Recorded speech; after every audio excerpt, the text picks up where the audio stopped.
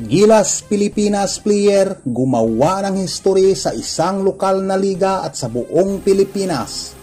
Yan ang ating pag-uusapan at tatalakayin sa bidyong ito.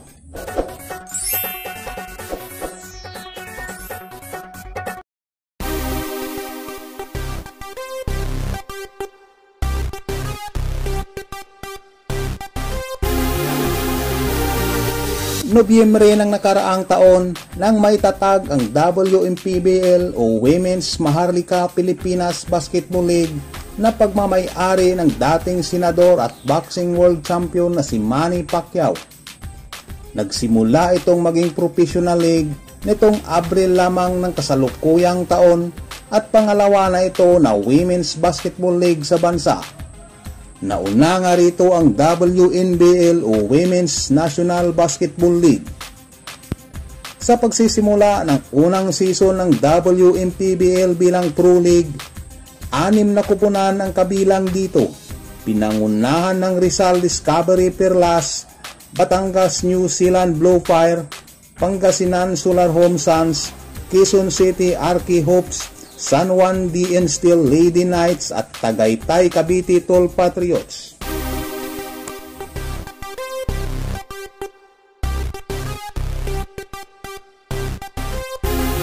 Sa pagbubukas ng bagong ligang ito para sa mga babae sa Pilipinas, marami sa mga manlalaro natin ang nabigyan ng pagkakataon na maipakita ang kanilang galing at talento sa larangan ng basketball.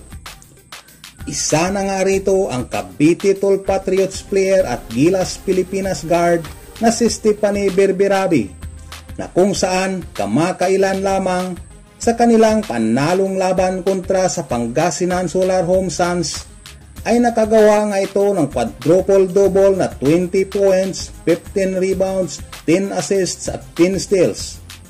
Iyan ay sa loob ng 38 minutes na paglalaro.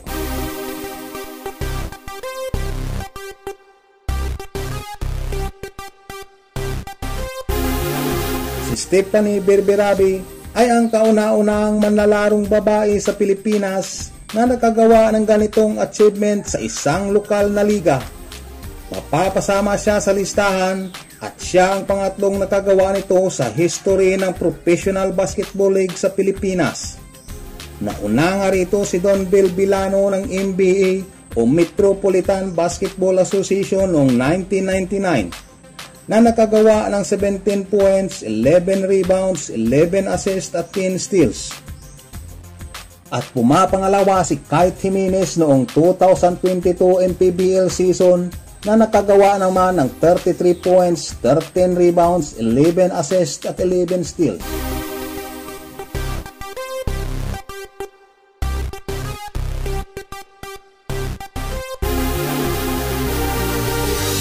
Bago pa man nagawa ni Stephanie Berberabi ang isang historic na performance sa kanyang basketball career sa Pilipinas, nakagawa din siya ng triple-double ilang araw pa lang nakakalipas kalaban ng Quezon City Arky Hopes.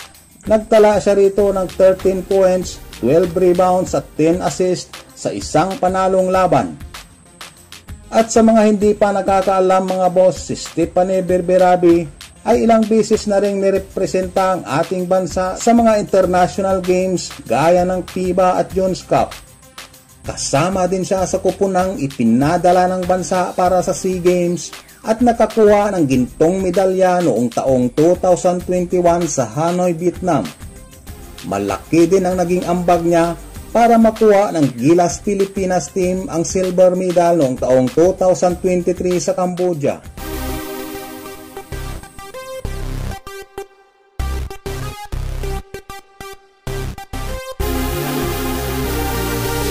Anong masasabi niyo mga boss sa naging performance at sa achievement ng basketball career at sa history na nagawa ni Stephanie Berberabi sa WMPBL at sa Pilipinas Basketball?